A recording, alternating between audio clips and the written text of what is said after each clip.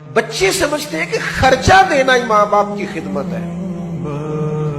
माँ बाप की असल खिदमत उन्हें टाइम देना, उनके पास बैठना है, उनसे मशवरा करना है। आंखें पत्थर की हो जाती है माँ की दरवाजा देख देख, तो कब आएगा? वो ना जी आप जरा आप सर्द खाने में रख दे अब्बा जी को, मैं 3 दिन के बस आप रखे, मुझे फ्लाइट मिल गई है, तो पहले क्यों नहीं मिली? वो तो पूछता फिरता था लोगों से कि बताओ कि बरतानिया की टिकट कितने की है।